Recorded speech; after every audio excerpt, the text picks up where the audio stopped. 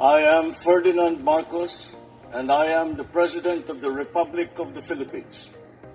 I stand today on behalf of 110 million Filipinos. Hi everyone, hello universe, it's me again. Shout out sa inyo guys, sa mga Marcos Loyalty supporters, Filipino and OFW. Mayroong sinabi dito si Congressman Adjong. Well, I think guys, itong yung anti-political dynasty bill, talagang maraming masasagasaan dito guys, no? So, sabi po sa mga napapanood ko, yung anti-political dynasty bill, matagal na po ito, pero hindi lang talaga maipasa-pasa kasi maraming kumukontra. Yun ang sinasabi nila. So, I think, totoo yun kasi, sabi po doon sa isa sa expert, no, ang political dynasty bill, anti-political dynasty bill, mga kababayan, is isa daw yun sa mga dahilan kung bakit talamak ang korupsyon. Dahil daw yung mga kamag-anak, sa isang bayan, mula sa mayor, congressman, gobernador, barangay, ay kagawad, kapitan, halos magkamag-anak. Yun ang sinasabi. So, mas maganda yung maipapasa na yan, yung anti-political dynasty bill para maiwasan yung mga kawatan. Yun ang sabi guys. Well, sa tingin ko naman, parang ganun na nga. But anyway, para kumpleto detalyado, basahin ko po sa inyo guys. Sinabi dito mga kababayan, mahigit sa 5,000 membro ng mga political dynasty umano ang tatamaan sa bersyon ng anti-political dynasty bill na inaprubahan ng House Committee on Suffrage and Electoral Reform. Oh my goodness, 5,000 membro. So, bibig sabihin, madami pala guys. So, I think pag ito na ipasa, nako, wala, maglalagasan kayo lahat. Diba guys? Yan ang sinabi mahigit 5,000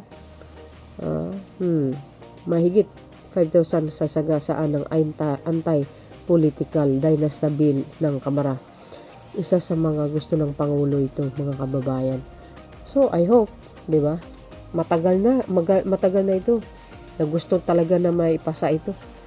Kaso lang wala, maraming kukontra. So, I think, dahil sa nangyari, sa flood control issue, medyo, I think this time, matuloy-tuloy na yan. Magiging batas. Naku po. Well, sa akin naman, siguro sa isang region, pag during election, dapat pagbigyan naman yung iba, di ba? Ng ibang partido na makapaglingkod din. Hindi po yung isang pamilya na lang, lagi-lagi na lang, every year or every 3 years or every 6 years, nagpapalit ng administration, sila pa din. Di ba? How about the others naman, gusto nila maglingkod sa bayan? Wala kasi malakas yung kalaban. Kasi nga, matagal na namuno. Di ba guys? Sabi dito ng mga nagko-comment. Sabi niyo, kahit sino, masagasahan, tama, para mabawasan ang korupsyon. Yun na nga, di ba mga beswa? Okay lang yan, para naman mabago takbo ng politiko sa ating bansa. Yun ang nararapat. Alam nyo guys, kailangan din naman talaga malinisan. Wala, kung ganito lang tayo lagi, sila pa din. Like for example, sa isang pamilya, sa isang region, lahat magpamilya, hindi mo alam pala kabilaan ng pagnanakaw, di ba? Sinong yumayaman, hindi sila lang. How about the naman, yung mga mahihirap na nasasakupan nila? Wala na, di ba? Mali lahat ng batas ng Pinas, may butas. Ang bagong version nyo ng anti-political dynasty ni HS at Major Leader ay mas pinalawak lang ang dynasty o pinabundat lang. Ang rin lang naman sa kanilang bersyon ay pagbabawal tumakbo ang membro ng pamilya sa isang posisyon. Labas na dito yung pwedeng iba't ibang posisyon sa gobyerno. Ginagago nyo. Loko-loko din ito, ano? Anong ginagago? I think hindi niya pa yata nabasa yung buong bill. Di ba? Tama yan. Dapat nga isang term lang ang mga politiko. Uy, di ba guys? Hindi pa naman natin alam kung anong kung anong nilalaman nun eh. Basta, well, ako naman guys, nagbabasa lang ako dito, in-updates ko lang.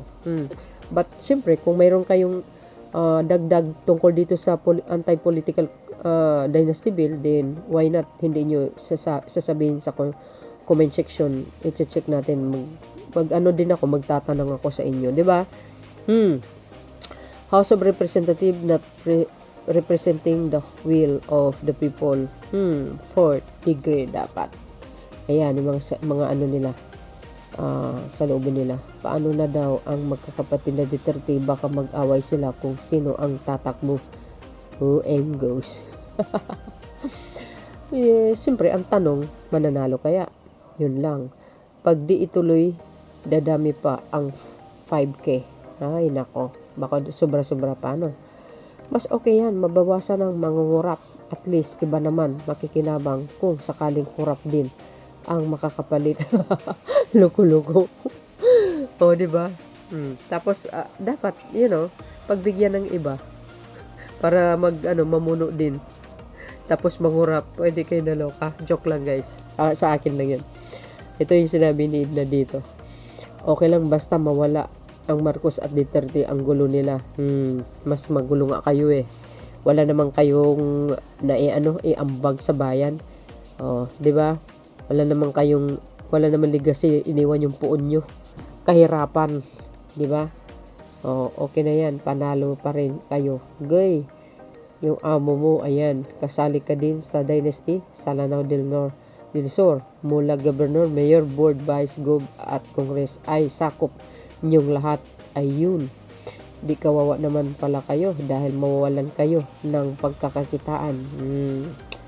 Sabi nila guys, ha? See? So, ayan po ang sinabi ni Congressman Adjong. So, hindi pa yata tapos ito guys. Malalaman natin sa takdang panahon kung, kung ito ay papasa. Agree. Nako. Ayan sabi nga dyan di ba? You see guys, sabi ng Abante, mahigit 5,000 membro. Nako po. Ang tatamaan. Tapos, na inaprubahan na ng House Committee of Suffrage and Electoral Reform. Okay, hala. So, yun guys, ano po, kayo mga kababayan, ano po ang sa tingin nyo dito sa anti-political dynasty bill? Dapat na bang mawalis ito? Dapat na ba itong ipasa? Yes or no? Next naman. For me guys, pag ako ang tatanungin nyo, kung yan naman ay para sa kapakanan ng bayan, para maiwas ang korupsyon, ay agree ako. Maipasa yan. So yun mga kababayan, ang aking pinaka-latest update. Thank you guys for watching. See you again on my next upload. Bye bye bye and bagus. God bless Philippines. Follow me and likes. Bye bye guys.